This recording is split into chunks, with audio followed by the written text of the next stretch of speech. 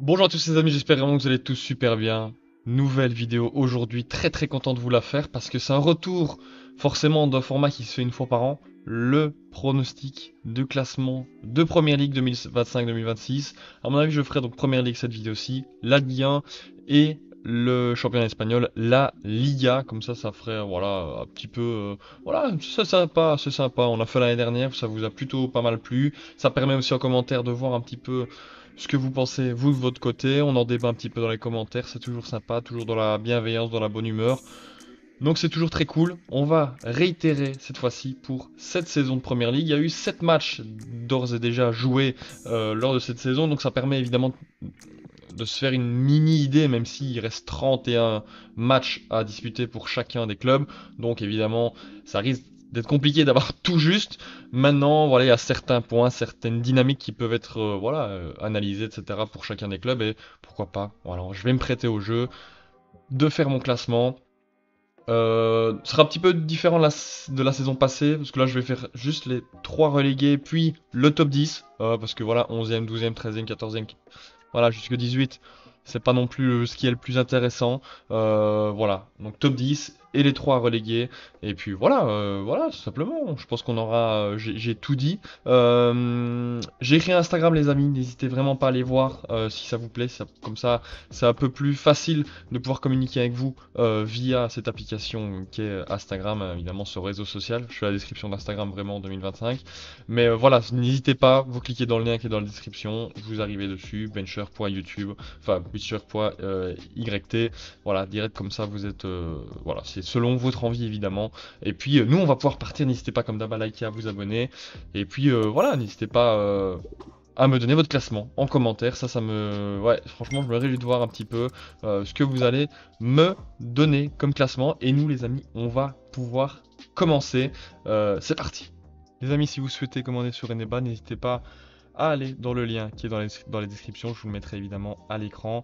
C'est un petit lien tout simplement d'affilié. Donc voilà, si vous ne connaissez pas Eneba, c'est très simple. C'est un moyen un peu moins cher d'aller acheter que par exemple des cartes Xbox, des cartes PlayStation, des jeux aussi présents sur Steam ou autres. Donc voilà, n'hésitez pas, si vous avez envie de commander là-dessus, n'hésitez pas à cliquer sur le lien. C'est un petit lien d'affilié.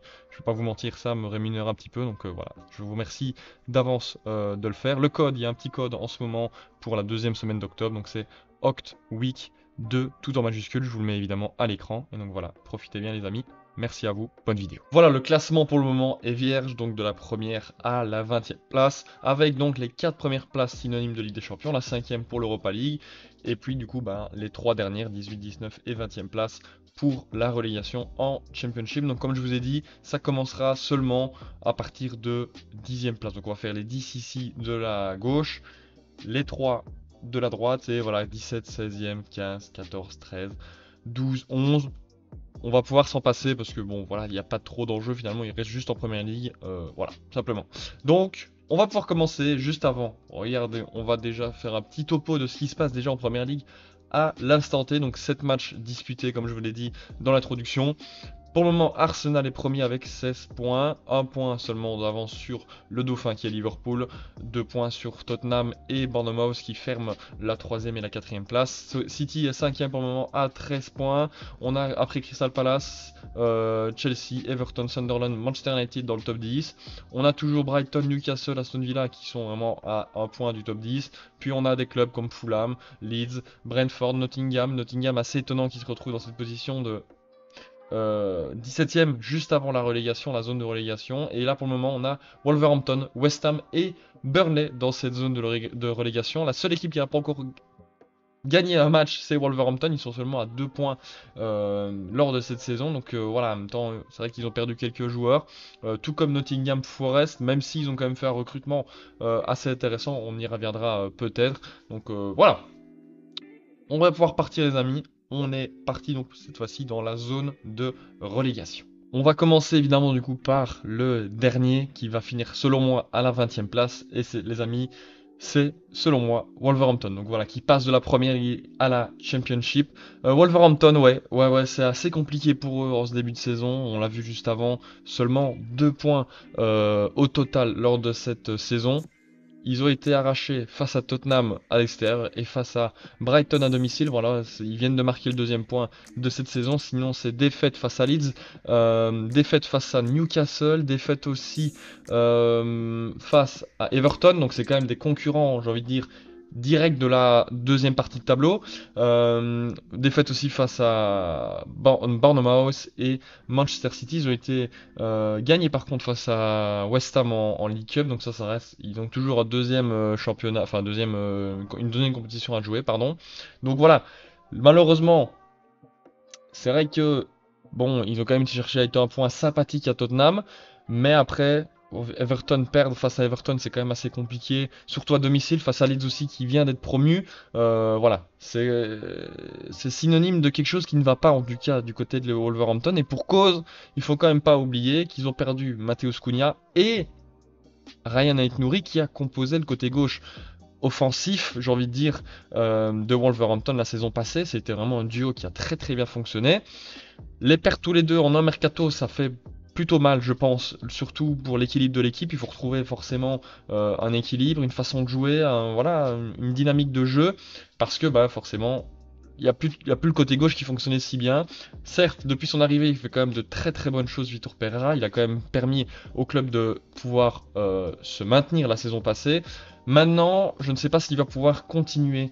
Voilà, je sais pas s'il va pouvoir redynamiser les troupes, les galvaniser de nouveau pour essayer encore une fois d'inverser la tendance. Ils ont fait quelques recrues, notamment Aroko Dare de Genk. J'ai toujours eu du mal à prononcer son nom de famille à ce joueur, alors que c'est un joueur que je connais beaucoup parce que voilà, comme il évolue dans le championnat belge, à Genk, il avait fait une très très grosse saison la saison passée, il y a eu plus de 25 buts il me semble, si je dis pas de bêtises, et là il a été recruté à 26 millions. C'est quand même un attaquant de plus qui était déjà avec Larsen qui était déjà là la saison passée, qui est officiellement et appartient maintenant à Wolverhampton. Donc voilà, c'est vrai que mis à part ça, ils sont quand même très peu recrutés, j'ai envie de dire, au niveau du milieu de terrain, même s'il y a quand même de très bons joueurs. Je parle notamment de Joao Gomez qui est un plutôt bon joueur, qui joue très très bien avec le ballon. Mounetzi aussi, chaque fois qu'il joue contre Manchester United, quand je regarde les matchs, il est plutôt impressionnant physiquement, c'est toujours des bons joueurs. Sinon défensivement, c'est peut-être là où ça pêche. Voilà, Agbadou, Mosquera, c'est un peu léger. Au goal, il y a toujours José Ça, bon, ça peut aller. Totti aussi, ça va, mais de temps en temps, il a des petits trous, c'est assez bizarre. Et puis, du coup, bah, c'est au niveau des latéraux. Voilà, en l'absence de Ait Nouri, il faut retrouver quelqu'un qui joue plutôt correctement et qui s'adapte forcément bien à la première ligue. Pour le moment, c'est pas trop le cas. Maintenant, voilà, ça reste une bonne équipe avec des bons joueurs, mais pour moi, je pense pas qu'ils vont pouvoir de nouveau inverser la tendance et pouvoir se maintenir en Premier League. C'est pour ça que je les mets à la 20e place de mon classement cette année. Et les amis, en 19e position, j'ai mis Burnley. Ouais, pour moi, Burnley qui vient d'être promu va redescendre tout aussi vite, revenir au Championship. Ça me semble assez léger en fait, pour être honnête, quand je regarde un petit peu les performances déjà du début, les résultats affichés en plus des joueurs que Burnley possède, j'ai quand même du mal à y croire. Donc il y a eu défaite face à Aston Villa tout récemment, face à Manchester City, le nul face à Nottingham Forest, défaite face à Liverpool, défaite face à Manchester United, victoire face à Sunderland, ça c'était la bonne opération du début de saison, et défaite face à Tottenham. Donc voilà, Burnley, certes ils ont joué contre quand même des gros clubs, hein, Manchester United, Liverpool, Tottenham et Manchester City. Et Aston Villa, qui peut être considéré quand même comme un bon club, surtout de par leur bonne saison de la saison passée. Mais, je sais pas comment expliquer, mais quand je vois en fait l'effectif, les transferts, ça vend pas du rêve. Ça vend pas du rêve, et même, certes, ils ont des bons joueurs, ils ont quand même transféré quelques bons joueurs comme Kai Walker, Hugo Chukwu qui est arrivé aussi. J'ai quand même du mal à y croire. Il y a aussi Broja aussi de Chelsea qui a été transféré. Enfin, je sais pas, ça me paraît en fait un peu léger. Ils ont perdu Trafford, leur gardien. Ils ont perdu O'Reilly aussi, un très bon défenseur central. Ils ont surtout perdu l'élément fort de cette équipe, le capitaine Brown Hill qui est parti du côté de Al Ettifaq en Arabie Saoudite. Donc c'est vrai qu'ils ont perdu quand même quelques joueurs. Ils ont un petit peu transféré. Ils ont été chercher dans les indésirables pardon, de Chelsea. Alors, en ayant cherché Ugo Chukwu, Broja et Humphrey. Maintenant, ça me semble. En fait, c'est surtout au niveau offensif que je me pose des questions. Euh, euh, il manque un... il manque un Chris Wood à l'époque, quoi. Chris Wood, c'était voilà, c'est un attaquant type Première Ligue, physique, qui va te planter les buts quand il aura une occasion. Là, j'ai du mal à y croire. Foster, c'est pas non plus un très très bon attaquant de Première Ligue, à mon avis. Maintenant, bon, on sait jamais, on peut toujours être surpris. Maintenant, bah voilà, Scott Parker, pardon, Scott Potter, j'allais dire Scott Parker. Il a quand même des bons joueurs à disposition, mais ça me semble compliqué d'aller chercher quelque chose, même si c'est une équipe assez jeune. Il y a un petit peu d'expérience, un peu de jeunesse aussi. Donc sur le papier, pourquoi pas, ça pourrait fonctionner, mais selon moi, ouais, non, j'y crois pas. J'y crois pas trop. J'y crois pas trop, je t'avoue. Maintenant, il y a déjà le premier indicateur, c'est le prochain match de Première Ligue face à Leeds, face à un concurrent qui était promu avec Burnley la saison passée. Ils ont fait tous les deux premier, deuxième à égalité de points. Donc voilà, on va voir un petit peu déjà qui va s'en sortir le mieux maintenant en Première Ligue. Et ça va déjà, je pense, un bon indicateur pour la suite de la saison, que ce soit pour Burnley ou pour Leeds. Mais voilà, Burnley, je les vois pas aller plus haut. On va pas se mentir. Maintenant, le 18e, les amis. Vous allez peut-être vous faire spoil. Oh là là, oh là là, oh là là. Hop, le 18e. Ça va pas être super original, je vous l'avoue. J'ai hésité, j'ai longuement hésité au vu de ce qui se passe pour le moment. Mais voilà, je vais essayer de m'expliquer. Je pense que c'est plutôt compréhensible. J'ai mis Leeds. Leeds aussi qui vient de monter, qui pour moi va repartir directement en Championship. Je m'explique évidemment. Leeds, qu'est-ce qu'ils ont fait Leeds Leeds en ce début de saison, c'est pas trop mal pour, on va dire, pour un promu. 8 points, 2 victoires, 2 nuls, 3 défaites. Ils ont été chercher du coup une victoire comme on l'a vu face aux Wolves et une autre face à Everton en tout début de saison. C'était le premier match face à Everton. Première victoire, histoire de se mettre bien en jambe. Malheureusement, après, ils ont croisé la course de Arsenal, donc défaite 5-0. Défaite face aussi à Fulham et Tottenham et nul face à Bournemouth et Newcastle, donc c'est pas trop mauvais non plus au niveau des résultats. Au vu des équipes qu'ils affrontent, c'est pas trop mauvais. Maintenant, comme je l'ai dit, comparé par exemple, j'ai hésité forcément face à West Ham, face aussi à Nottingham Forest qui est en plutôt mauvaise position, pardon pour le micro, et j'ai hésité aussi avec Brentford, mais quand je voyais les effectifs de Brentford, de Nottingham Forest et de West Ham, j'ai trouvé que celui de Leeds était le plus pauvre comparé aux trois autres. Maintenant, ça ne veut pas dire qu'ils ont des mauvais joueurs, on va regarder ça ensemble. Ils ont de plutôt bons joueurs, on va pas se mentir. Ils ont transféré Lucas Perry de Lyon, donc déjà ça fait quand même un bon gardien doublure. Après Meslier, qui est français évidemment, on a quand même des défenseurs plutôt intéressants. On a Burnau, le Belge, on a Justin qui vient de Leicester, qui vient de descendre justement. Gudmundsson aussi de Lille, donc il y a quand même des joueurs qui ont déjà joué à plutôt bon niveau. Maintenant, c'est forcément la grosse question, est-ce que ça va aller en Première Ligue Maintenant, c'est déjà un peu trop tôt pour se prononcer à seulement après 7 matchs. Ils ont quand même recruté aussi un très très bon joueur qui est en Première Ligue depuis longtemps, c'est Longstaff aussi de Newcastle. Ça, c'était quand même une bonne opération pour voilà, avoir quelqu'un qui connaît ce championnat, tout comme Harrison aussi, qui a déjà joué pas mal d'années en Première Ligue, tout comme évidemment Calvert-Lewin aussi. Donc ils ont quand même transféré deux trois bons joueurs d'expérience qui ont déjà joué plusieurs années en Première Ligue. Donc ça fait quand même, je pense, des différences. Mais je sais pas, j'ai un sentiment qui, moi, me dit qu'ils vont pas aller chercher euh, voilà, le maintien. Le maintien, ça va quand même être assez compliqué selon moi. 15e, certes, ils ont fait des pas trop mauvais résultats. Maintenant, j'ai quand même du mal à y croire. C'est surtout au niveau défensif, moi, que je me pose beaucoup de questions. Et on a vu le principal problème des équipes qui descendent, c'est surtout au niveau défensif que bah voilà, ça pêche le plus. Parce que certes, tu pourras autant marquer de buts, si tu en prends beaucoup plus, tu vas perdre des matchs. Donc voilà, moi c'est à ce niveau-là, même s'il y a des joueurs pas inintéressants, mais on va dire que c'est pas des joueurs taillés pour la première ligue, contrairement par exemple au milieu de terrain ou à certains joueurs de la ligne d'attaque. Donc voilà pour moi qui seront les trois relégués. Donc c'est forcément Wolverhampton, Leeds et Burnley, les amis. Donc voilà, les 3 premiers joueurs qui intègrent ce classement. Et maintenant, on va enchaîner sur le 17e, 16e, 15e jusqu'à la 11e place avant d'attaquer le top 10. Donc 17e place, comme je vous dis, j'ai longtemps hésité entre West Ham, Nottingham Forest pour savoir qui j'allais mettre 18, 16, 17. Donc voilà, comme j'ai dit, West Ham, il y a quand même de très bons joueurs. Il y a des joueurs qui sont taillés Première League, comme Bowen, Paqueta. J'ai plus d'exemples en tête, mais voilà, il y a quand même des joueurs, je trouve, qui peuvent faire des différences, même s'ils ont perdu, par exemple, Kudus qui a amené pas mal de créativité. Ça reste quand même une équipe taillée Première League, selon moi, depuis plusieurs saisons.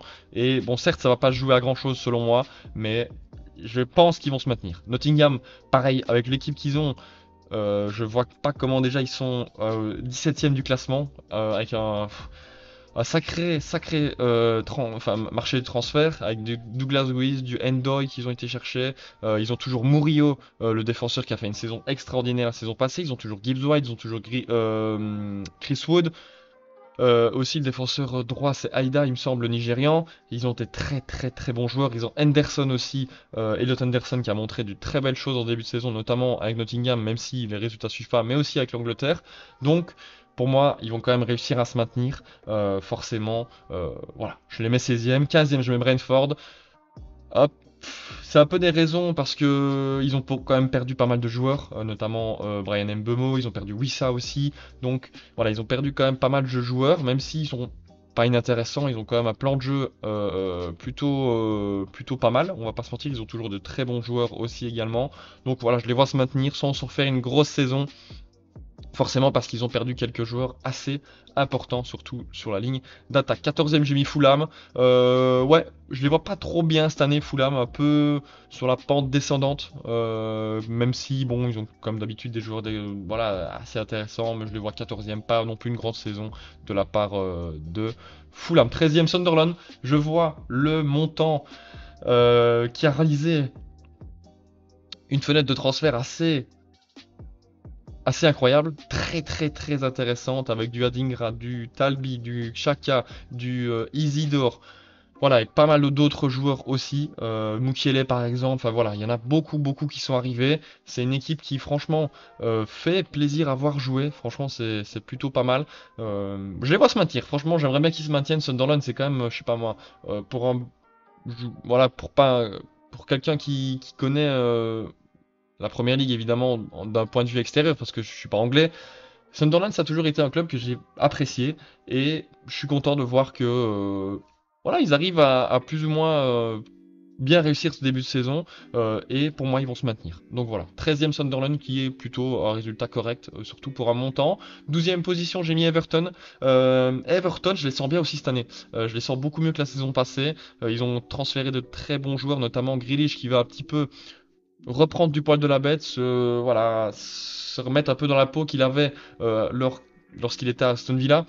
On se souvient en 2021-2022, Aston Villa n'avait pas la position qu'ils avaient maintenant, ils étaient à genre deuxième partie de tableau.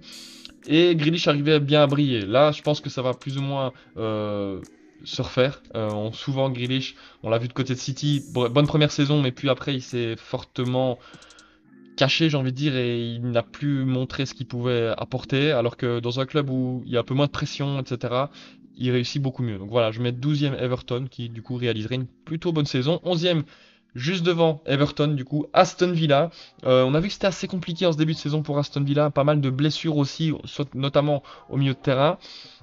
Mais je les vois pas non plus aller chercher les plus hautes places. Ils ont toujours un très bon entraîneur qui est Unai Emery, de très bons joueurs aussi, toujours dans l'effectif. Mais je sais pas. Voilà, je les sens un peu moins bien cette saison. Je les sens un peu moins bien, un peu moins de d'énergie positive autour de ce club. Donc voilà, je les mets 11e simplement. Et donc les amis, maintenant, on va rentrer vraiment dans le dur du sujet. Le top 10 au top 5, on va diviser ça en 3 parties. Top 10, top 5, puis du top 5 jusqu'au top 2, et puis du top 2 jusqu'au top 1, évidemment. Donc, voilà, on va partir les amis. Top 10, les amis, je mets Crystal Palace. Et oui, Palace qui réalise un très bon début de saison. Déjà, premier match de la saison en Community Shield, ils arrivent à battre Liverpool quand même, donc c'est quand même pas rien du tout. Ils étaient sur 19 matchs consécutifs sans défaite. Ça vient de s'arrêter face à Everton malheureusement pour eux, mais ça montre quand même qu'ils ont de très très bons joueurs avec un très bon coach Glasner qui fait du très très bon travail depuis son arrivée. Et même s'ils ont perdu des joueurs importants, ils arrivent à conserver cette dynamique de jeu. Et ça c'est très très important pour un club. Ça se voit que forcément les joueurs restent, les joueurs partent. La philosophie de jeu reste la même et ça c'est très important pour garder voilà, de la constance dans un championnat. Et donc on va regarder un petit peu ce qui se passe du côté de Crystal Palace en ce début de saison, les transferts, etc. Comme d'hab, c'est parti. Et comme vous pouvez le voir, Crystal Palace est 6ème pour le moment en Première Ligue avec seulement une défaite comme on l'a vu juste maintenant. Sinon c'était 3 victoires et 3 nuls simplement. Franchement, Crystal Palace, c'est très très intéressant. Ils ont joué face à Liverpool, ils ont gagné face à Liverpool en Première Ligue. En Community Shield, comme je l'avais dit, au tir au but. Ils ont fait 0-0 face à Chelsea. Nul face à Nottingham, gagné 0-3 face à Aston Villa, fait nul contre Sunderland, gagné face à West Ham, gagné face à Liverpool comme je viens de le dire, et défaite, du coup la première défaite depuis 19 matchs face à Everton. Sinon, en Conference League, ils sont quand même plutôt propres, on va pas se mentir. Hein. Premier match de 0-2 à Dynamo Kiev. Donc franchement, c'est très très très intéressant en ce début de saison. Crystal Palace, 6ème à 12 points. Franchement, c'est pas mal. Quand on voit qu'ils sont seulement à 4 points du premier. Hein. Donc c'est pas non plus horrible, on va pas se mentir, loin de là. Si on regarde un petit peu, forcément, les transferts, ça a pas mal bougé du côté de Crystal Palace, que ce soit en termes de départ ou en termes d'arrivée. Je mets un deuxième coup dans le micro. Et excusez-moi si ça a fait du bruit. Comme on l'a vu, il y a Eze qui est parti, ça aussi, ça fait quand même un gros départ. Eze qui était quand même le maître à jouer de cette équipe, la plaque tournante. Il est parti et pourtant les résultats suivent. Ça, c'est quand même chapeau du coup à Oliver Glasner, comme j'ai dit tout à l'heure. Franchement, ce coach-là, il fait quand même du très très bon travail. Ils ont fait 2-3 arrivées intéressantes, notamment Benitez en transfert libre. Ça reste quand même un plutôt bon gardien en doublure de Dean Henderson qui fait du très bon boulot du côté de Crystal Palace. Ils ont fait aussi arriver Yeremy Pino. Alors ça, je me réjouis vraiment de voir sur la durée ce que ça va donner, parce que c'est un joueur intéressant. Mais c'est assez rare en fait, un Espagnol qui vient qui part de la Liga pour venir en Premier League, c'est assez rare je trouve pour être souligné. Et je me réjouis de voir. Je me réjouis de voir vraiment ce que ça va donner. Il est assez jeune aussi, donc ça peut aller bien dans la continuité s'il fait du bon travail. Ils ont transféré aussi Canvo de Toulouse, qui a fait une très bonne saison la saison passée. 19 ans, très jeune aussi. Voilà, ça se voit qu'ils veulent construire pour l'avenir également. Forcément, ils ont des joueurs de très haut niveau. Ils ont failli perdre Marguerite aussi, l'avant-dernier jour, je crois le dernier jour du marché de transfert. Il allait partir à Liverpool, mais les documents ne se sont pas faits, etc. Enfin bref, voilà, il est resté à Crystal Palace. Et il réalise encore une fois un très bon début de saison. Il fait de très bonnes choses. Voilà, forcément, c'est le capitaine. Heureusement qu'il n'est pas parti, je pense, pour les supporters de Crystal Palace, parce que ça serait fait, à mon avis, quand même à sacré vide dans l'effectif. Il y a aussi Maxence Lacroix qui continue son bout de chemin en Première Ligue. Il y a aussi Mitchell qui est plutôt pas mal. Richards aussi qui est pas inintéressant. L'Américain, il est plutôt bon quand il joue. En tout cas, je le vois jouer. Il y a aussi évidemment Daniel Munoz qui est très bon, un ancien du championnat belge, un ancien de Genk qui fait du très bon travail dans ce rôle un peu de piston droit.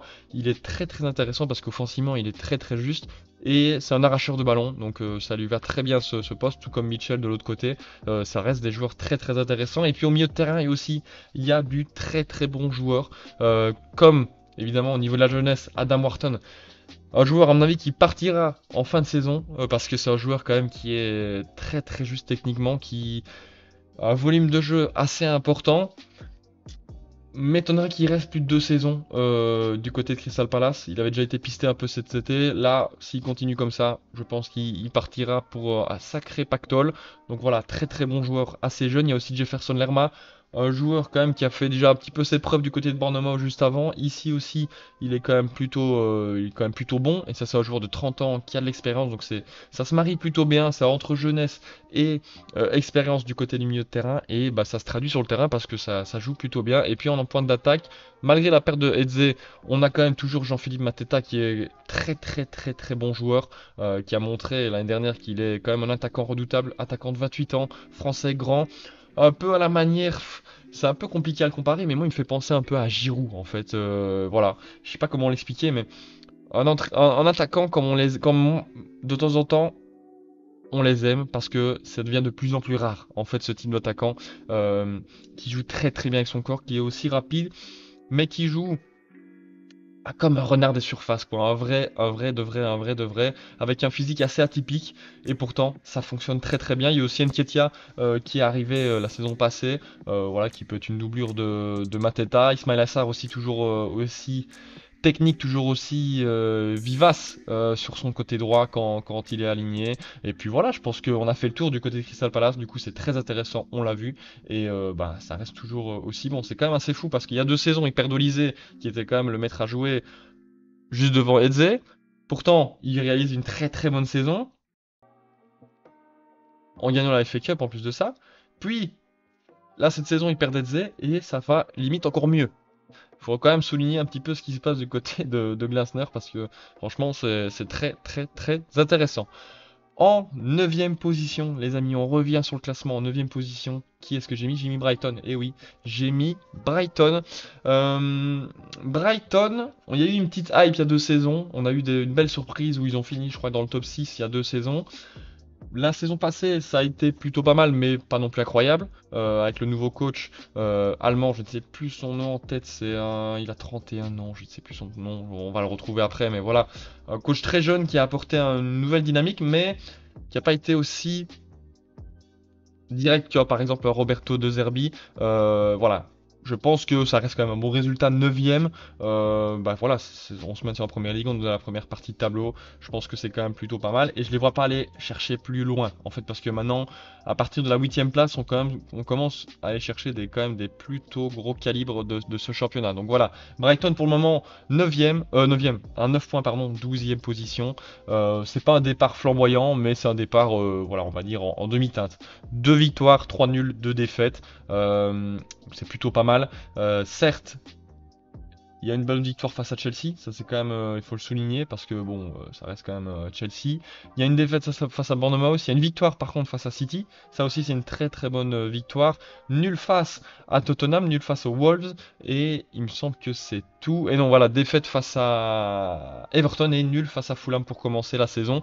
Donc voilà, ça reste pas non plus horrible, mais c'est pas, je pense, le départ rêvé, mais ça reste quand même plutôt correct quand on voit que au niveau du club, il y a du très très très bons joueurs, des joueurs de qualité. C'est vrai, Urzeler, voilà, j'avais plus son nom. Maintenant, évidemment, il a 32 ans. Mais voilà, ça reste quand même une très très bonne équipe. Ils ont perdu quelques joueurs, notamment Adingra. Evan Ferguson, il est parti en prêt, mais à mon avis, il va revenir. Enfin, je sais pas exactement les détails de ce transfert, de ce prêt. Il y a Matt O'Reilly aussi qui a été transféré en prêt du côté de Marseille. Joao Pedro, évidemment, ils ont perdu quand même l'attaquant qui performait le plus du côté de Brighton. Il y a Estupiñán aussi qui est parti du côté de Milan. Il y a certaines arrivées qui ont été enregistrées. Il y a Boskagli, le défenseur français du PSV. Il y a aussi Maxime de Kuiper qui vient de Bruges, qui est un très très bon joueur, très bon défenseur gauche.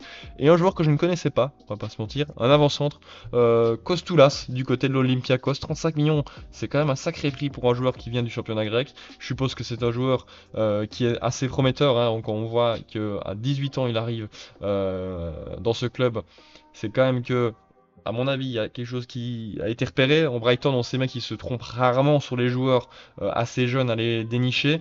Je pense notamment à Caicedo, évidemment. Je pense à Fofana.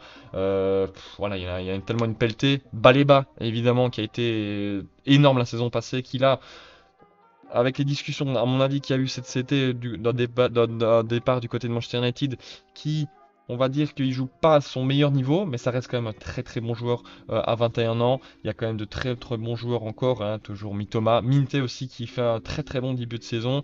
Il y a toujours du March, il y a toujours du Rutter, il y a toujours du Welbeck aussi, le bon vieux Danny Welbeck. Je me réjouis de voir comment est-ce que ça va être pour Kostoulas pour une première saison en Première Ligue. Je me réjouis de voir un peu comment ça va être. Maintenant, défensivement, c'est aussi très solide, pardon, avec du coup la recrue de Boskagli. Il y a aussi Kadıoğlu qui est plutôt intéressant, le Turc qui avait fait des très très bonnes choses à l'Euro 2024. Il y a aussi un très bon gardien, Verbruggen, très bon jeu au pied. Il y a toujours évidemment le patron de cette défense, Lewis Dunk, à 33 ans, qui est toujours là, qui performe toujours à plutôt bon niveau. Il y a du Veltman aussi, voilà, de Kuiper qui pour le moment est titulaire, qui fait un plutôt bon début de saison.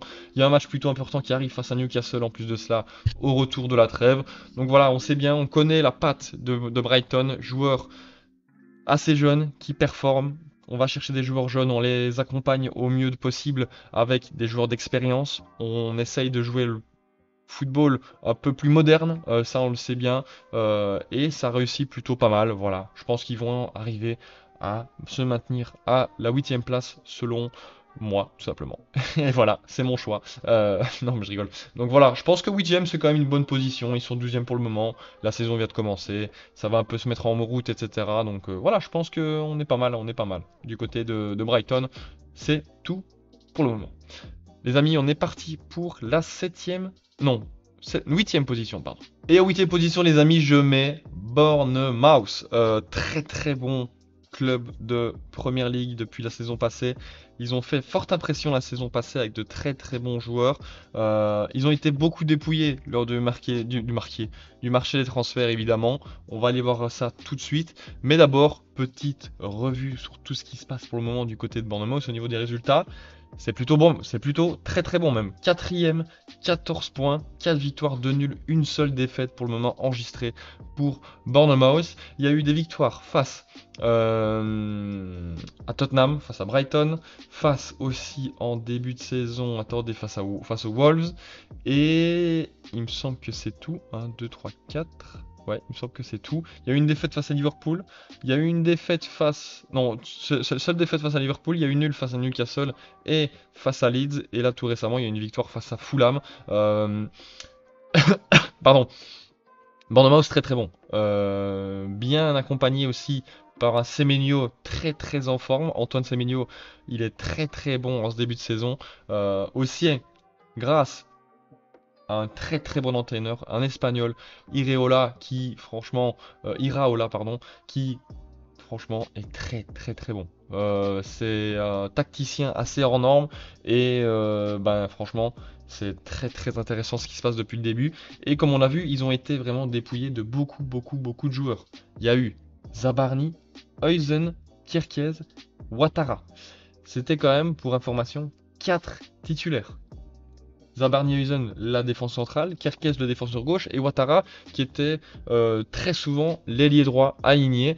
Donc voilà, ils perdent quand même pas mal de joueurs. Certes, ça fait de très très bons montants de vente. Ils ont un petit peu réinvesti avec notamment Diakité, l'ancien défenseur de Lille, Petrovic, le gardien de Chelsea. Ils ont été chercher aussi un jeune de Liverpool, Gannon Doak. Ils ont été chercher aussi Amin Adli de Leverkusen et Adrien Truffer de Rennes. Donc voilà, ils ont un petit peu réinvesti, mais forcément, bon, c'est quand même des gros départs. Mais comme quoi. Iraola a su donner le change parce que pour le moment, début de saison, c'est très très intéressant. Au niveau des gardiens, bah, du coup, il y a Petrovic qui est pour le moment titulaire. Diakité, Senesi toujours là. Il y a qui d'autre Bevan qui vient de l'équipe 2, il me semble, qui a déjà joué, je crois, il me semble. Truffer aussi très bon. Pour le moment, défenseur gauche du coup qui remplace Sirkez dans l'échiquier. Il y a aussi Jiménez qui a été mis en prêt, qui avait été mis en prêt là, qui est revenu, qui a fait de 2-3 bonnes choses du côté de Milan, donc pourquoi pas cette saison en première ligue. Au milieu, Tyler Adams, toujours aussi bon ce joueur. Il y a du Christie aussi qui est un très très bon joueur. Et je pense que c'est tout dans ce. Je crois qu'il joue toujours en 4-3-3, hein, il me semble. Donc voilà, pour le moment ça fonctionne plutôt bien. Il y a toujours Justin Kluivert aussi qui réalise voilà, ça fait 2 saisons maintenant qu'il est plutôt intéressant. Donc voilà, on verra bien s'il continue. Et puis surtout devant, il y a Semenyo, qu'on a dit, qui a déjà 6 buts en première ligue. Il est très très intéressant, Antoine Semenyo. Voilà, franchement, je pense que lui aussi, en cette fin de saison, s'il continue comme ça, il va très vite partir aussi. Il y a du jour David Brooks, Kroupi aussi qui a été qui est venu en prêt. On verra bien l'attaquant français qui était à Lorient. Il y a aussi Amin Aldi du coup comme on l'a dit tout à l'heure. Et puis voilà, je pense qu'on a fait le tour du côté de Bournemouth, mais je sais pas comment expliquer, mais ça fonctionne plutôt bien pour eux en ce moment. Franchement, c'est louable de leur part parce que ça veut dire que c'est un club qui, malgré les départs, aussi important soit-il, ils sont toujours performants. Et ça, c'est un grand bravo à l'entraîneur parce qu'il y est pour grand-chose. Ça, je peux vous l'assurer parce que franchement, c'est un très très bon tacticien et un très bon meneur d'hommes aussi. Ce Iraola. Les amis, 7ème position, ça va peut-être vous surprendre. Je mets Tottenham, les gars. Je mets Tottenham, Tottenham Hotspurs, qui a fini, on le rappelle, hein, 17ème la saison passée, juste avant la zone de relégation, mais pourtant qui est quand même en Ligue des Champions. Ça, c'est quand même à noter dans la balance, parce que forcément, 2 compétitions, au moins jusque janvier-février, il me semble, jusqu'à au moins la fin des 8 matchs de classement. Donc, ça peut aussi peser dans la balance. Forcément, les joueurs, est-ce qu'ils sont tous prêts à 100% à s'investir dans 2 compétitions? Est-ce que le banc est aussi important? Voilà, ça, on va regarder ça justement tout de suite. Mais Tottenham qui réalise quand même un plutôt bon début de saison, pardon, c'est quand même très intéressant. Ils ont recruté Thomas Frank après avoir viré Postecoglou à la fin de la saison. Thomas Frank, l'ancien entraîneur de Brentford. Et pour le moment, pour lui, ça fonctionne plutôt pas mal. On va pas se mentir, il a recruté quelques joueurs. Et la mayonnaise prend, en tout cas, du côté de Tottenham, pardon. Il y a eu victoire face à Burnley pour commencer, victoire face à Manchester City quand même à l'extérieur, donc ça faut quand même le noter. Défaite face à Bournemouth, victoire face à West Ham, nul face à Brighton, nul face aux Wolves, et là tout dernièrement victoire face à Leeds United. À l'extérieur, ça reste quand même un plutôt bon résultat à l'extérieur d'aller chercher les 3 points. En Ligue des Champions, pour le moment, une victoire, un nul face à Villarreal et Bodo Glimt. Ils ont quand même chopé un tirage plutôt quand même intéressant. Copenhague, Monaco après, PSG, bon voilà. Slavia Prague, Dortmund et Francfort. Voilà, c'est ça, fin janvier. Jusque fin janvier minimum, ils jouent 2 compétitions. Bon, en sachant que les clubs qu'ils ont tirés, c'est pas non. Il y a moyen de se qualifier dans les 24. Ça, je pense, minimum, et peut-être même, pourquoi pas, dans les 8, on verra bien. Mais voilà. Ce que je veux dire, c'est que forcément, ça va jouer aussi un peu dans la balance à partir d'un moment donné de la saison. Donc c'est pour ça que je les mets peut-être un peu plus bas que certaines personnes pouvaient le penser. Mais moi, je les mets à cette position-là, 7ème. Certes, ils ont des excellents joueurs. On connaît évidemment depuis la saison passée ce qui se passe, comment ce que Tottenham joue.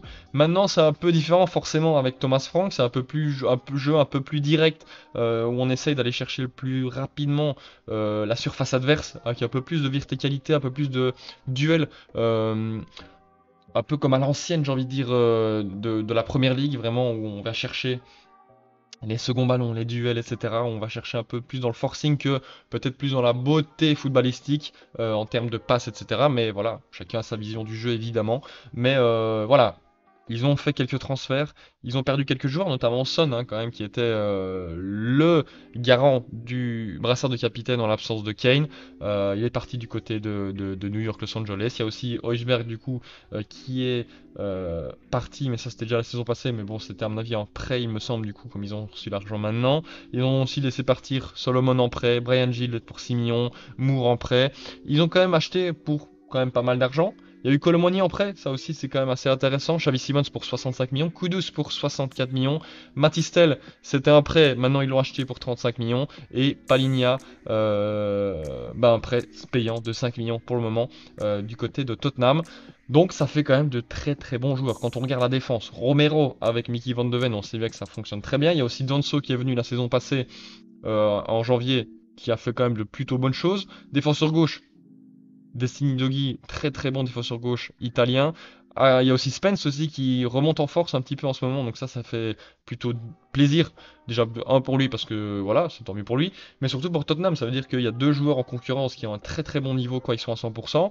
À droite, il y a évidemment Pedro Porro qui est toujours un aussi bon joueur malgré la vieillesse qui commence un petit peu à apparaître. Non, je rigole évidemment, il a seulement 26 ans, mais voilà, il continue son bout de chemin à Tottenham, il est très très bon, que ce soit offensivement, mais surtout défensivement, il est très très très très propre. Au milieu de terrain, il y a aussi du beau monde. Paligna qui vient d'arriver forcément, il y a Betancourt, Bissouma, je sais bien que d'habitude c'est un joueur qui est titulaire, mais il me semble qu'avec Thomas Frank ça passe pas trop. Il y a voilà, il y a Misbrouille comme on dit en Belgique, mais voilà, il y a des petites tensions. Donc pour le moment, en plus de ça il est blessé, mais voilà, il n'a pas été inscrit par exemple en Ligue des Champions dans le groupe. Donc voilà, forcément, ben, il va un peu moins jouer cette saison. Il y a Bergval aussi qui a fait plutôt bonne impression depuis son arrivée. Pape Matar toujours aussi intéressant, je trouve. Xavi Simons, nouveau élément du milieu offensif de Tottenham. On sait bien que c'est un joueur qui peut être très très intéressant, malheureusement de temps en temps qui est irrégulier. Maintenant, on va voir comment il va se comporter dans cette équipe. Madison blessé jusqu'à la fin de la saison, enfin en tout cas quasiment jusqu'à la fin de la saison. Kulusevski, je ne sais pas exactement c'est quoi sa blessure, mais dans tous les cas, il n'est pas inscrit non plus dans la liste de la Ligue des Champions. Au niveau offensif, il y a toujours du bon monde. Kudus, Johnson, Colomwani du coup, Matistel, Solanke, Richarlison et Dan Scarlett qui n'a pas encore joué, il me semble, sur cette saison, mais il est dans le groupe de Première Ligue. Donc, voilà, c'est quand même de très très bons joueurs quand on regarde ligne par ligne. C'est des joueurs très intéressants. Il y a déjà des joueurs qui ont commencé à faire un petit peu leur preuve depuis qu'ils sont arrivés, notamment Kudus qui est déjà à 2-3 buts, il me semble, avec une ou deux passes D. Donc, Tottenham, pourquoi pas? Je pense qu'ils peuvent aller chercher le top 6, mais en fait avec cette année avec la Ligue des Champions en plus, où il faut aller chercher chaque point, chaque match, etc. Il y a plus de matchs, bah ça peut jouer dans la balance. Et pour moi, voilà, septième, c'est quand même un résultat quand même plutôt pas mal, je pense. Mais voilà, je pense que après un trophée, ils veulent aller chercher plus. Maintenant, on va voir, mais moi je les mets 7ème dans cette première ligue 2025-2026. Et les amis, en 6ème position, selon moi, ce sera Manchester United. Ouais, pour moi, les Red Devils vont finir 6ème après une saison désastreuse où ils finissent 15ème. Bon, forcément, je serai peut-être un peu moins objectif. Je vais essayer d'être le plus possible parce que forcément, je suis pour ce club. Mais franchement, je pense que avec les joueurs qu'ils ont recrutés cette saison, on va aller voir ça tout de suite. Il y a moyen de faire quelque chose. Certes, ils n'ont pas fait le meilleur départ possible. J'ai oublié encore une fois de mettre en plein écran. Excusez-moi. Ils n'ont pas fait le meilleur départ possible. Mais je pense que ça peut, pourquoi pas, bien se finir. Donc, ils ont commencé par une défaite face à Arsenal. Certes, en jouant bien, mais défaite quand même. Puis un nul face à Fulham. Puis une défaite au tir au but en League Cup face à une D4. Donc déjà, saison qui commence déjà très très mal.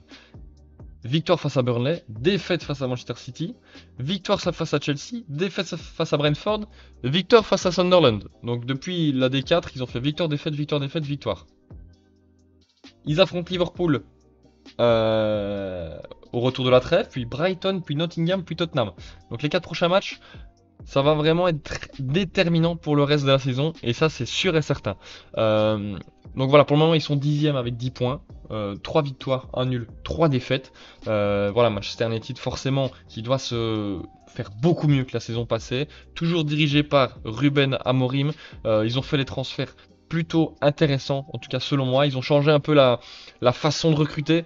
On n'essaye pas d'aller chercher des prospects de 22-23 ans dans notre championnat et voir s'ils s'adaptent. Non, non. Là, on va chercher des joueurs qui ont performé en première ligue. Donc, ça passe par Matheus Cunha, 74 millions.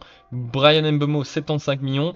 Et là, quand même, un attaquant qui ne vient pas de la première ligue, mais qui commence déjà un petit peu à faire ses preuves. 2 buts en 2 matchs pour le moment pour... Enfin, 2 buts sur les 2 derniers matchs pour Sesko à 76 millions. Et ils ont pris aussi Lamens de l'Antwerp qui a fait ses débuts le week-end passé face à Sunderland et qui a fait un plutôt bon début parce que bon voilà, il a fait 2-3 arrêts et un petit clean sheet. Voilà, donc début on va dire réussi pour lui. Ils ont quand même pour une fois plutôt bien vendu Manchester United. Il y a Rashford qui est parti en prêt mais avec une option d'achat de 30 millions. Garnacho, transfert sec à 46 millions. Rasmus Højlund, montant du prêt, 6 millions, plus une option d'achat à 45, donc plus ou moins 50 millions. Anthony pour 22 millions du côté du Betis. Et Sancho, lui c'est un prêt sec, évidemment. Il reviendra la saison prochaine. Mais donc voilà. Côté Manchester United, on sait bien la compo 3-4-2-1, tout comme d'ailleurs Wolverhampton également, tout comme aussi Crystal Palace. Donc on voit que c'est une compo qui, la saison passée, a été compliquée à mettre en place. Cette saison, ça se voit un peu plus qu'ils ont les marqueurs de cette composition. Maintenant, à voir. Mais c'est vrai que quand je vois l'effectif, quand je vois le possible 11 titulaire, donc pour moi, la Mons doit débuter maintenant tous les matchs. Il y a quand même Yoro, très très bon joueur. Martinez, quand il revient de blessure, aussi très bon joueur. Matthijs de Ligt, qui a fait un très très bon début de saison, qu'on parle pas trop, je trouve, mais qui fait un très très bon début de saison. Il y a Even aussi, Maguire toujours, Fredriksson, Patrick Dorgu, Luke Shaw, qui est toujours là après 10 saisons au club. Mais bon, voilà, ça on n'en va pas en parler. Ils ont recruté aussi Diego León, qui vient du Paraguay, qui a fait 2-3 matchs en pré-saison, qui a été intéressant, mais je ne sais pas s'il aura des minutes, ou en tout cas s'il en a pas beaucoup en première ligue. Toujours Diogo Dalot, qui pour moi doit quitter ce club absolument, mais bon, il est toujours là. Mazraoui aussi qui revient, qui se reblesse un petit peu, mais voilà, il est toujours là. Il a été très bon la saison passée, et heureusement qu'il était là d'ailleurs. C'est surtout au milieu de terrain où il y a des questions à se poser. Pour moi, défensivement, ça va. Offensivement, c'est très très très intéressant avec Brian Mbeumo, Cunha, Amad Diallo, Mason Mount, Sesco, Zirze.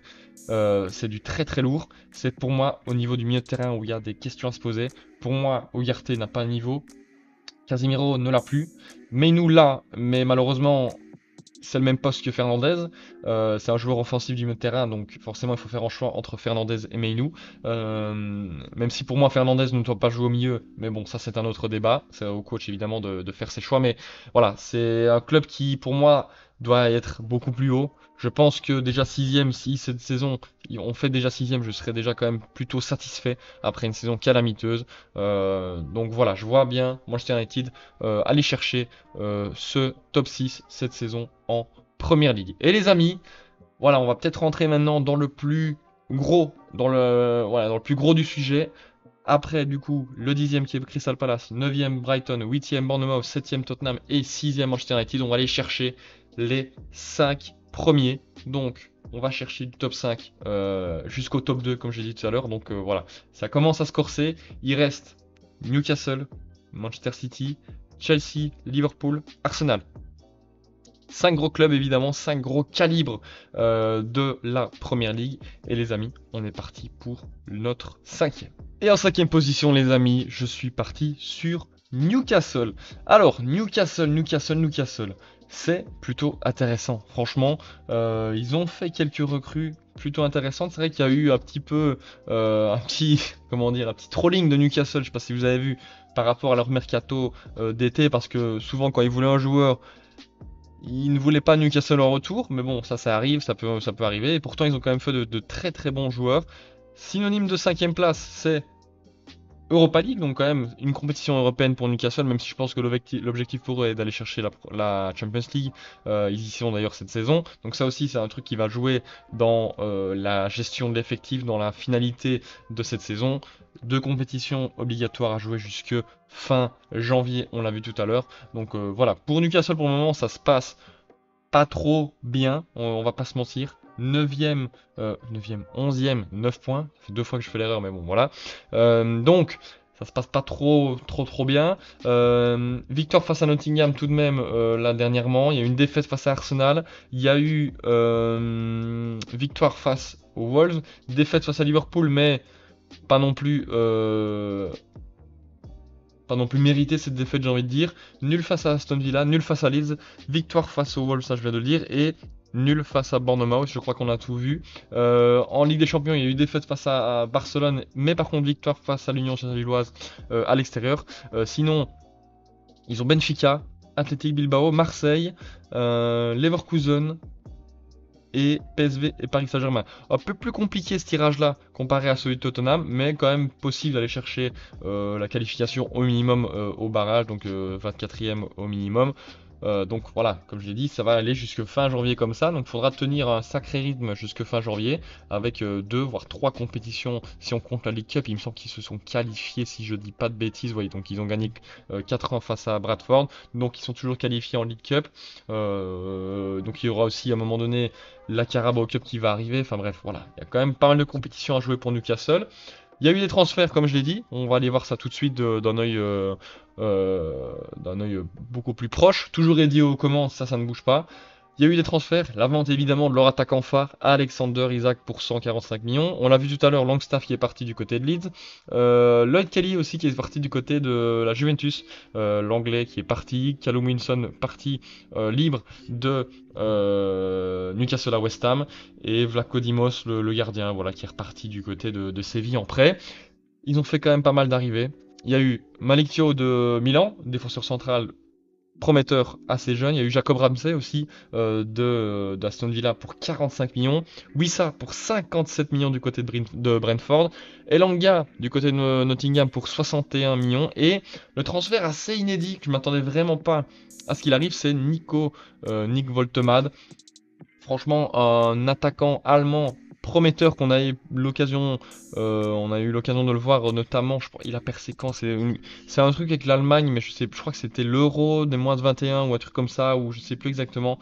Mais il a performé à un moment donné, je sais plus exactement où. On en a parlé beaucoup. Puis on a vu qu'avec Stuttgart, il a été plutôt bon la saison passée. Il y a eu le Bayern sur ses côtes à un moment donné, mais finalement ils sont ravisés. Et pour 75 plus 15 millions de bonus, parce qu'il n'y a pas les bonus sur Transfermarkt, ça fait quand même beaucoup, 90 millions pour un joueur de 23 ans allemand qui n'a pas non plus fait une saison à 40 buts en Bundesliga. C'est un pari risqué. Pour le moment, le pari, il est pas trop mal parce que sur les 3 derniers matchs à domicile, il a marqué 3 buts. Je pense que vous avez vu d'ailleurs dernièrement le magnifique penalty qu'il a tiré face à Nottingham Forest. Donc voilà, c'est un joueur un peu old school aussi, un joueur un peu pivot, numéro 9, très technique, qui est très très intéressant. Maintenant, à voir un petit peu comment ça va se dérouler cette saison pour lui. Mais sinon, ça reste quand même un club avec de très très bons joueurs, ça on le sait. Au goal, c'est Ramsdale, assez étonnamment, c'est Ramsdale ou Nick Pope, hein, ça dépend un petit peu voilà, de l'état de forme de chacun. Il y a Botman toujours en défenseur central, Malik Thiaw du coup qui vient d'arriver, Fabian Schär, Dan Burn, là c'est les deux padrés, j'ai envie de dire, de la défense. Il y a aussi la Sells, capitaine évidemment. Lewis Hall, toujours en défenseur gauche. Il y a aussi Murphy. Livramento à droite avec Trippier aussi qui peut venir l'aider. Au milieu, il y a évidemment du très très très très lourd. Guimarães, Tonali, Joelinton. Ça c'est la triple paire, mon ami, mon pote. Si je suis mieux de terrain, j'ai vraiment pas eu de jouer contre eux. C'est du physique de chez physique, tout en étant très technique, donc c'est quand même assez compliqué de jouer contre eux et de gagner cette bataille du milieu de terrain parce que bah voilà, c'est très agressif, c'est très physique et ça aide à gagner beaucoup de ballons.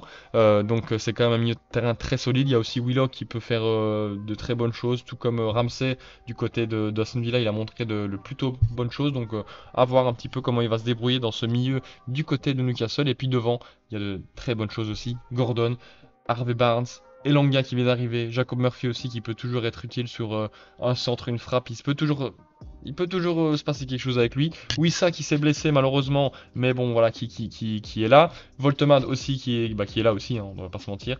J'ai pas vu sa blessure moi aussi, ouais, j'ai pas vu, affection grippale, bon ok, prochain match il sera là du coup.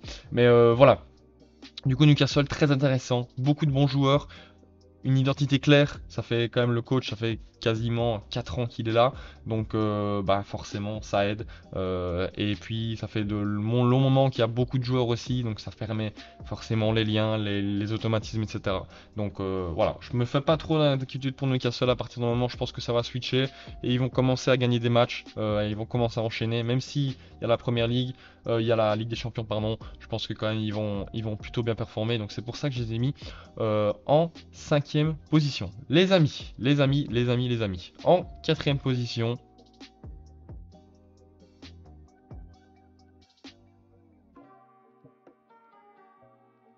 je suis parti les amis sur Manchester City. Donc qualification de nouveau en Champions League. Maintenant, je pense qu'il y en a peut-être des supporters de City qui seront déçus de là où je les mets ou pas. Peut-être qu'ils ont un petit peu rien à faire. C'est possible aussi. Et maintenant, voilà, moi je me calque sur ce qui se passe depuis ce début de saison, sur ce qui s'est passé la saison passée et sur les transferts qu'il y a eu. Voilà, je pense que certes, ça va toujours être un club très très haut au classement, très très bon, même si bon, il y a eu une petite déconvenue la saison passée. Voilà, je pense qu'ils vont reset un petit peu tout ça et faire revenir du très très bon, voilà, du très très bon dans leur jeu, voilà, un petit peu un jeu un peu aussi modifié par rapport aux autres saisons. Ça, c'est, voilà, si vous regardez un petit peu Manchester City, vous le verrez que c'est pas non plus maintenant trop porté sur, comment dire, seulement des buts amenés par des longues possessions. Il y a aussi des buts amenés par la puissance physique d'Haaland, par des caractéristiques typiques des joueurs. On a aussi eu pas mal de transferts du côté de City, on va aller voir ça justement dans quelques instants. Mais du coup, du côté de City, en ce moment, bah, ça va. Franchement, 5ème position, 13 points.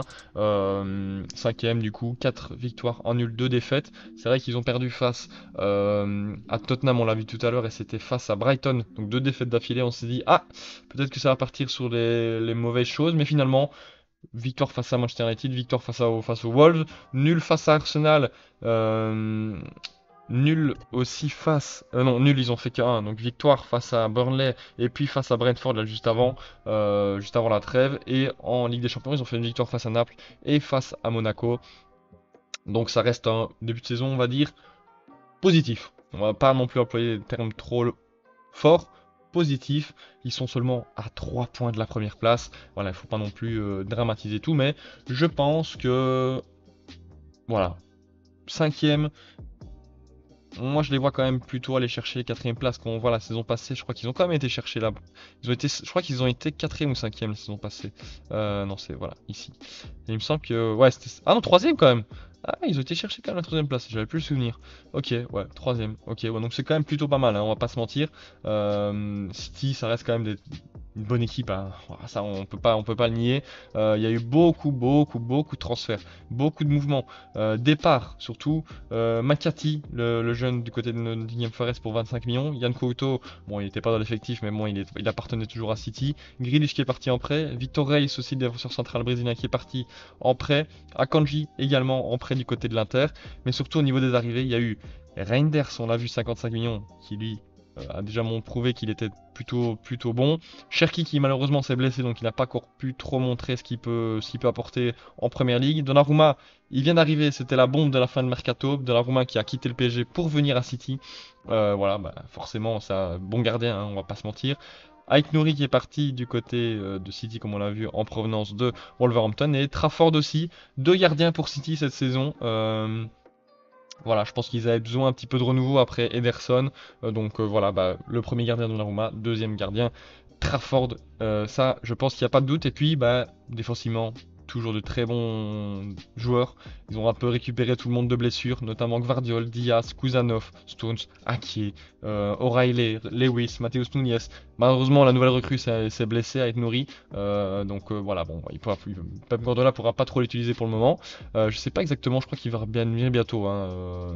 Ouais, voilà, ouais, il me semble que prochaine trêve, il sera, enfin, retour de la trêve, il sera normalement bien de retour. Donc voilà, Guardiola pourra de nouveau l'utiliser. Au milieu, malheureusement, le ballon d'or 2024, Rodri, qui n'arrête pas de se blesser une fois qu'il joue, il se reblesse. La nouvelle rechute pour sa blessure. Donc je pense que cette saison encore, il faudra pas trop compter dessus, ou en tout cas en ce début de saison. Voilà, c'est assez dommage parce que c'est lui, on a vu que quand même la saison passée, quand il n'était pas là, ça manquait à cette équipe. C'était franchement lui qui apportait beaucoup de choses et qui permettait de garder un certain équilibre sur la composition de base, qui on sait bien City est très offensif, et avec un Rodri qui a une capacité de récupération de balle assez énorme, bah, ça permettait d'équilibrer. Il avait les courses aussi, les bonnes courses, les bonnes anticipations, la bonne lecture du jeu pour pouvoir être l'airbag, le coussin airbag de cette équipe. Malheureusement, en son absence, c'est assez compliqué de trouver son remplaçant. Donc il y a toujours cette question au milieu de terrain pour moi qui va devoir se poser, parce que Reinders, pour moi, est un peu plus offensif que Rodri, rien que déjà dans les caractéristiques de base de ces deux joueurs. Maintenant, bon, ça reste quand même un joueur de qualité, mais c'est vrai qu'en l'absence de Rodri, si Rodri se blesse jusqu'à encore la fin de la saison, au milieu de terrain, il y aura encore des discussions, je pense, et il y aura encore des problèmes au milieu de terrain du côté de City. Parce que bah voilà, Silva, Kovacic, 31 ans, certes, c'est pas non plus, ils sont pas finito, j'ai pas dit ça, mais c'est pas un rôle aussi défensif que Rodri. Et voilà, ça va être compliqué. Nico Gonzalez, on a vu que c'était pas non plus un joueur de classe mondiale. Donc voilà, pour moi, c'est l'interrogation qui me l'interrogation que je me, je sais plus comment parler. Bref, la grosse interrogation pour moi, c'est évidemment au milieu de terrain parce que offensivement, ça, j'ai pas de doute.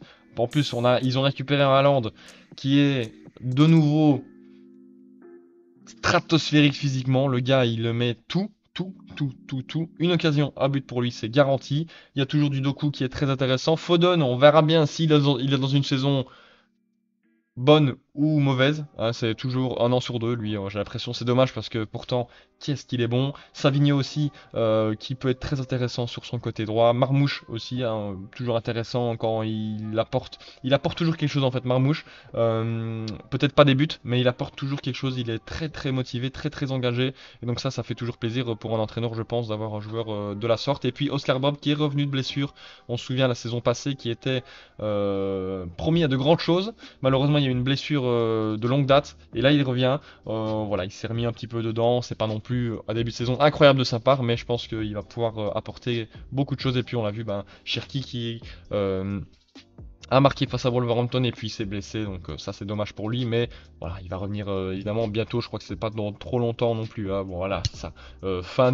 Début de mois de novembre.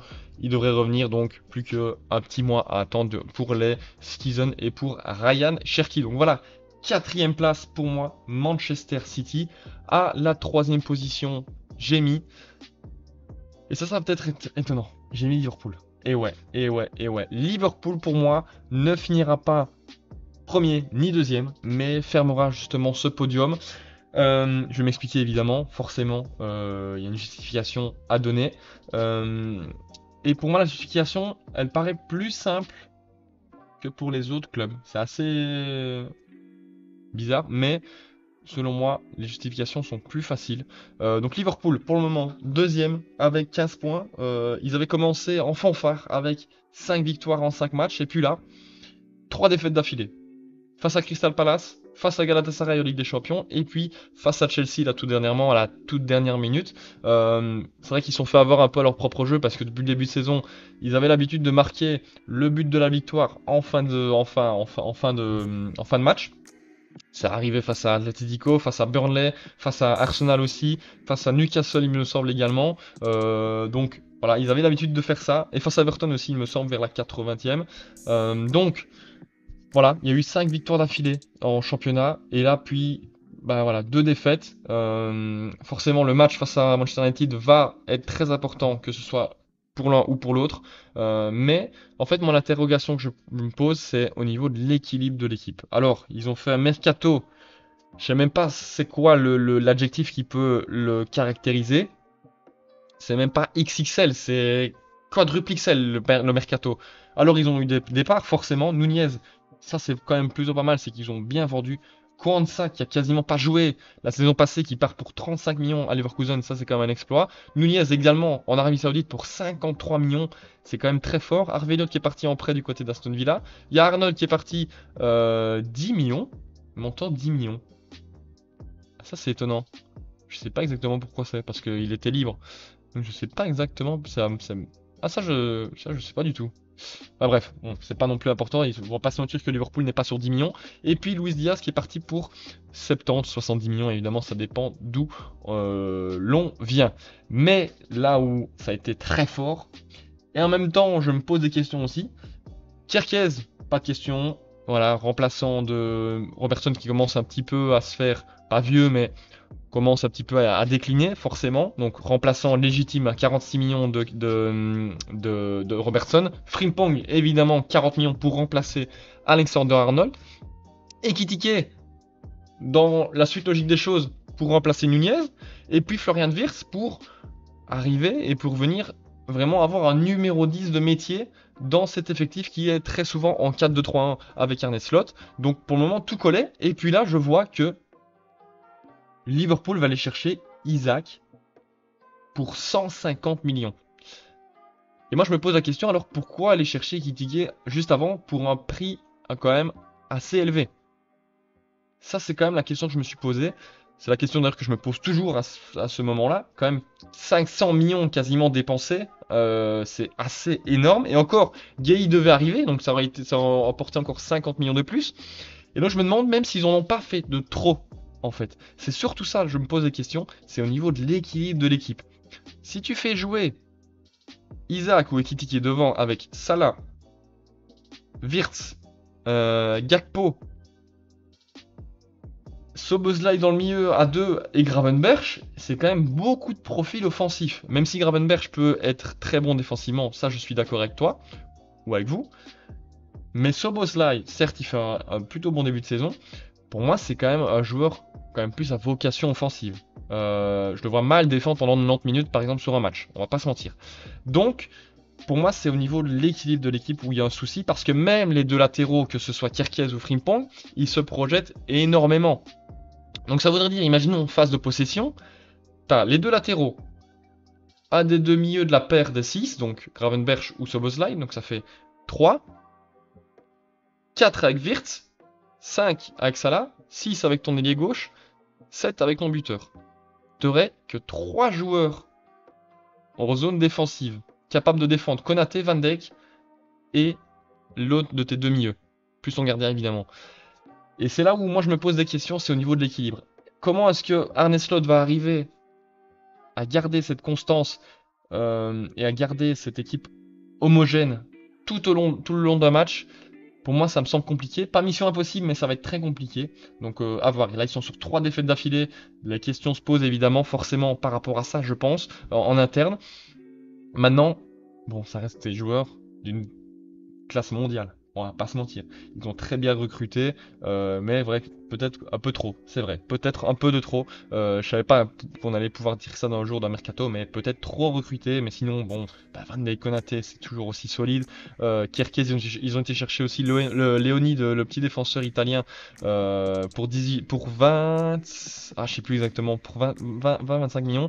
Ils ont Mamardashvili aussi qui est arrivé du coup de Valence, qui est officiellement la doublure d'Alisson. Bon, pour le moment, il est numéro 1 parce qu'Alisson est blessé.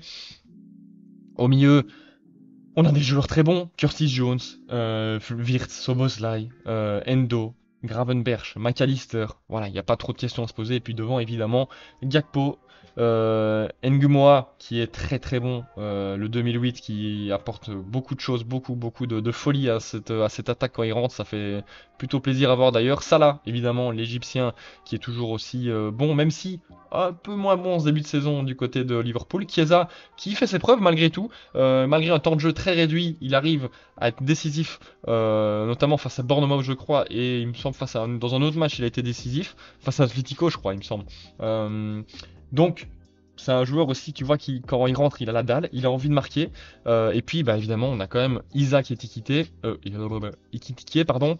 Donc, c'est quand même plutôt intéressant. Donc, on va voir un petit peu comment ça va se passer, comment est-ce que ouais, je me réjouis de voir comment Arne Slot va arriver à gérer tout ça, va arriver à jouer tous ces joueurs ensemble, parce que certes ils ont un très gros banc, mais c'est vrai que bon, ils ont peut-être un banc qui devrait être titulaire, et donc ça va être compliqué à gérer, les égos, etc. Donc voilà, c'est pour ça que je les mets troisième, c'est vraiment pour une gestion globale de l'équipe au vu de leur mercato quadruple XL, parce que bah forcément c'est bien d'avoir beaucoup de bons joueurs, mais il faut toujours penser à l'équilibre de l'équipe. Donc voilà, il nous reste, vous en doutez bien, deux clubs. Deux clubs les amis, forcément. Donc, avant de faire ça, on met à jour le classement, tac. Le top 2 les amis se jouera donc entre Chelsea et Arsenal. Selon moi, encore une fois. C'est plutôt intéressant. Chelsea, on a vu que c'était un club qui, malgré un nombre de joueurs arrivés assez énorme, ils arrivent à vendre quand même pas mal cette saison. Et il y a des très bons joueurs qui sont arrivés. Il y a des joueurs qui vont, je pense, faire beaucoup de bonnes choses. Et puis on a Arsenal, dirigé par Arteta depuis maintenant 6 saisons, qui doit absolument gagner un titre pour, je pense, rester aux commandes. Parce que il y a eu beaucoup d'argent dépensé sur Arteta sans un trophée majeur. Pas une Première Ligue, pas une Ligue des Champions, pas une Ligue Europa. Certes, il y a eu, je crois, un Community Shield et une FA Cup, il me semble. Ça reste quand même assez peu selon moi, pour plus ou moins, il me semble, je crois qu'ils sont pas loin du milliard dépensé depuis qu'Arteta est aux commandes. Donc, je pense que c'est le moment où l'instant pour Arsenal. Maintenant, on va voir un petit peu qui j'ai mis en top 1 et top 2. Voilà, on est parti les amis, let's go. Et donc les amis, en top 2, je pense qu'avec quelques indices qui vous ont mis sur la voie, mais en top 2 les amis, je vois les Blues de Chelsea, qui serait quand même un résultat très très bon selon moi, qui arracherait du coup une nouvelle fois la Ligue des Champions, évidemment, qui serait deuxième, ce serait quand même pas mal. Ce serait quand même un bon résultat, mais c'est vrai que pour moi il manque, comment expliquer, je sais pas ce qui manque en fait pour aller chercher le top. Je pense pas qu'il manque quelque chose à celle-ci, je pense plus que Arsenal a plus de choses pour aller chercher la première ligue. Je pense que c'est comme ça qu'il faut, que moi que je l'interprète en tout cas. On va d'abord regarder un petit peu ce qui se passe pour Chelsea. Certes, ils font pas un début flamboyant. Euh, Ils ont été chercher seulement 11 points en 7 matchs, 3 victoires, 2 nuls et 2 défaites. On l'a vu tout à l'heure face à Chelsea, face à Manchester United et face à Brighton, les deux défaites. Il y a eu une victoire quand même face à Liverpool dernièrement. Il y a eu une victoire face à Fulham, face à West Ham et nul face à Crystal Palace et Brentford. En Ligue des Champions, ils ont gagné quand même contre Benfica et ils ont perdu contre le Bayern. Bon, c'est vrai que le Bayern, c'est quand même un gros morceau. Bon, ils ont quand même été chercher, faut quand même pas l'oublier, la Coupe du Monde des clubs, en éliminant quand même le Paris Saint-Germain en finale grâce à un 3-0. Donc, c'est quand même une équipe qui, on a vu, peut faire très très mal s'ils sont dans un bon jour. Et pour moi, ce Chelsea, ils peuvent aller très loin. Et ils ont des joueurs de très très grande qualité. Et je sais pas, je pense qu'ils vont être portés par un espèce de vent de fraîcheur, de jeunesse, tout en maintenant en ayant, je trouve, réussi à garder une stabilité défensive. Je pense que maintenant c'est la bonne année pour Chelsea, enfin d'avoir une bonne défense. La seule question que je me pose, c'est peut-être au niveau du gardien, qui pour moi, Sanchez n'a pas fait des preuves énormes, tout comme Jorgensen. On n'est pas sur un gardien de classe mondiale, donc peut-être aussi ça peut balancer entre finir premier ou deuxième. Défensivement, certes, c'est un peu mieux, mais c'est pas non plus, par exemple, à l'image d'un Saliba Gabriel. Donc aussi, ça peut jouer, même si je pense que là, c'est un peu mieux. Parce que bon, il y a quand même Cucurella et Rhys James qui sont très très très bons. Ils ont quand même pas mal recruté. Il y a Atto qui peut jouer aussi central. Il y a Gusto qui, lui, est toujours aussi bon en doublure de James. En central, il y a Arada Bioyo qui est plutôt pas mal, mais bon, pour le moment blessé, mais pas trop longtemps, il me semble. Fofana aussi, qui, quand il n'est pas blessé, il est plutôt bon. Malheureusement, de nouveau blessé, mais normalement, il devrait revenir après la trêve. Colville aussi, qui peut être plutôt pas mal. Lui, il s'est fait les ligaments croisés en début de saison, donc c'est assez compliqué. Ils ont dû, il me semble, non, ils ont pas rappelé quelqu'un. C'est parce que c'était qui s'est blessé? Ouais, Delap. Delap s'est blessé, du coup ils ont dû rappeler Marc Jouy de près de Sunderland. Sinon, bah voilà, au milieu de terrain, Caicedo, Fernandez, c'est peut-être ce qu'il y a de mieux en première ligue cette saison en termes de milieu de terrain. La double paire de 6, Caicedo, Fernandez, c'est du très très lourd. Ils ont Lavia aussi, qui quand il n'est pas blessé, fait du très très bonnes choses. Ils ont Audrey Santos aussi de retour, qui est aussi très bon, mais malheureusement blessé pour le moment. Palmer aussi, qui est le numéro 10, on va pas se mentir, titulaire, qui est, quand il est dans un bon jour, imprenable. Voilà, on va pas se mentir, Cole Palmer c'est peut-être le meilleur joueur anglais de cette première ligue quand il est sur le terrain. Donc voilà, ça aussi ça aide parce que s'ils alignent Caicedo, Fernandez, Palmer, là on va dire qu'on a beaucoup plus d'équilibre que par exemple à Liverpool, comme je l'ai vu juste avant. Et puis en attaque, il y a de très bons joueurs. Jamie Gintons qui vient d'arriver, Garnacho également qui vient d'arriver, Estevao qui vient d'arriver, Pedro, on a vu qu'il est arrivé aussi. Mais c'est vrai que sans Pedro, il n'y a pas de réel attaquant de pointe à part Marc Djoui qui a seulement 19 ans. Donc, c'est vrai que ça peut être compliqué. En cas de blessure de Pedro ou quoi, ça va être compliqué d'aller vraiment faire peur à une défense avec un attaquant de pointe en moins. D'ailleurs, Pedro il a pris rouge, il me semble, face à Liverpool. Ou non, ah non, c'est en Champions League. Ah oui, non, c'est en Champions League, c'est pas face à. C'est Maresca qui a pris rouge face à Liverpool. C'est vrai que c'est face à Benfica. Donc, bon, voilà, c'est hors sa Ligue des Champions, donc ça va. Mais c'est vrai qu'il y a eu pas mal de mouvements, hein. On a vu pas mal de départs. Madueke pour 56 millions, Jackson, montant du presse, 17 millions, Christopher Nkunku 37, Félix 30, Petrovic 28, et pas mal d'arrivées toujours, hein, comme d'hab, 339 millions dépensés, mais pour une fois, 332 qui sont arrivés. Ça fait très plaisir, je pense, aux caisses de perdre seulement 7 millions comparé aux saisons précédentes où ils avaient des déficits de 100 voire 200 millions. Donc voilà, je pense que ils vont être pris d'une émulation, cette équipe de Chelsea. Évidemment, encore une fois, c'est qu'un avis. Et je vais même peut-être sûrement me tromper, mais selon moi, ils iront à la deuxième place, ce qui fait que forcément, cette équipe d'Arsenal va aller chercher la première place et aller chercher ce titre tant attendu. Alors, je vous rassure, je vous le dis directement, je le dis, même si enfin, je vous le dis avec la plus grande sincérité, dès le début de saison, pour moi, au vu du marché de transfert, j'ai dit Arsenal 100%, il va gagner. Ils vont gagner selon moi parce ils ont été chercher des bons joueurs, des joueurs qui vont faire la différence pour moi à aller passer ce petit cap en plus du côté d'Arsenal parce que c'est à chaque fois ça qui manquait. 3 fois d'affilée deuxième, hein. On va pas se mentir, c'était quand même assez frustrant. On a 10 points d'avance, enfin 10 points de retard. En 2023-2024, seulement 2 points de retard. Ça s'est joué à la dernière journée. Enfin, en 2022-2023 aussi, seulement que 5 points alors qu'ils partaient avec quelques points d'avance. Donc, saison frustrante, année après année. Et c'est le moment de faire le bon truc. Voilà, ils viennent de repasser devant, 16 points en 7 matchs, c'est pas non plus le départ du siècle, mais c'est quand même un bon départ. 5 victoires, 1 nul, une défaite. La défaite c'était face à Liverpool d'ailleurs. Le nul c'était face à City. Et puis les victoires, c'était face à Nottingham, Leeds, Manchester United et Newcastle. Et puis West Ham, juste là, dernièrement. En Ligue des Champions, ils ont gagné face à l'Olympiakos et face à l'Athletic Bilbao. Tous les deux 2-0. Ils ont aussi voilà, Bayern à jouer. L'Atlético, là, le prochain match. Ils ont Bruges.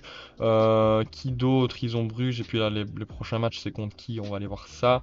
9 du 5, non c'est juste là. Donc Inter et Kairat, le club kazakhstanais je crois, il me semble. Je sais plus si c'est Kazakhstan ou Azerbaïdjan. Non, je crois que c'est Kazakhstan. Enfin bref, c'est pas le sujet. Mais voilà, pour moi, Arsenal va aller chercher la première ligue parce que ils ont fait du très très lourd. Très très lourd en termes de dépenses. Bon voilà, on est quasiment à 300 millions. Il y a eu Incapié qui est arrivé, il y a eu Madueke, il y a eu Eze, Zubimendi, Gyökeres. Enfin en numéro 9, j'ai envie de dire qu'il va planter des buts. Certes, il fait pas le meilleur début de saison possible, mais c'est quand même un très très bon joueur. En plus, bon, les deux autres concurrents sont blessés, donc ça aide forcément à avoir une intégration tip top parce qu'il va jouer tous ses matchs. Et puis autour de lui, il y a Saka, Madueke, Max Doman aussi, évidemment en 2009, qui a 15 ans, mais qui a déjà commencé à avoir quelques minutes en première ligue, qui a qui a du feu dans les jambes, je vais y arriver. Il y a toujours Martinelli, il y a toujours du Trossard aussi. Au milieu de terrain, je pense que c'est leur force. Rice, Odegaard, Merino, Norgard aussi, qui est quand même un bon joueur de rotation, qui va pouvoir voilà, être là quand les autres vont devoir se reposer. Zubimendi aussi. Eze et Nwaneri, alors là c'est quand même des joueurs de très très grande qualité. On verra bien comment ils vont s'intégrer un petit peu dans cet effectif. Et aussi l'autre point fort, on va pas se mentir, c'est la défense, y compris avec les gardiens. David Raya, de classe mondiale.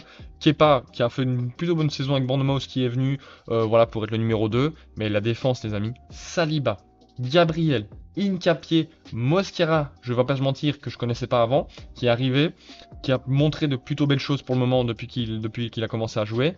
Et puis sur les côtés, il y a Timber, Lewis Kelly, Calafiori, Ben White. Franchement, c'est pas pour rien qu'à chaque fois, ils sont la défense qui prennent le moins de buts. C'est parce qu'il y a des joueurs, franchement, c'est très très impressionnant. Et donc, bah, pour moi, ce qui manquait vraiment à cette équipe la saison passée, c'est un vrai buteur. Un vrai buteur. Gyökeres est censé être ce vrai buteur-là.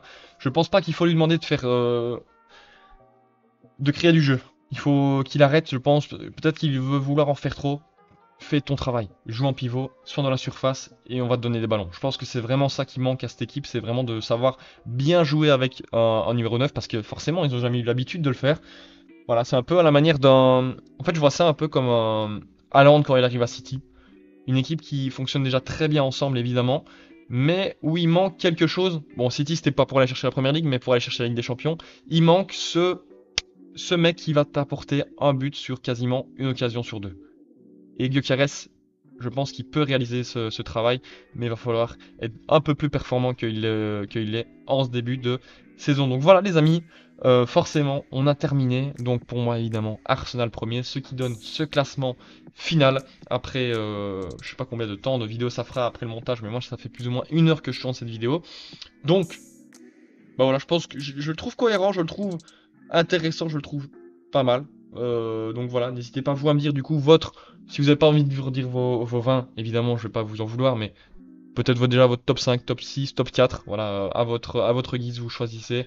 Donc voilà, n'hésitez vraiment pas à commenter, à me liker comme d'hab et à vous abonner, on approche bientôt des 2000 abonnés les amis. Comme j'ai dit en début de vidéo, n'hésitez pas à aller voir mon compte Instagram si ça vous intéresse, premier lien de la description. N'hésitez pas à aller voir Eneba aussi si vous souhaitez acheter des trucs. Voilà, je vous l'ai dit en début de vidéo, mais le lien est dans la description. Et puis voilà les amis, on se retrouve très très bientôt pour une autre vidéo les gars. C'était Bencher. Ciao ciao.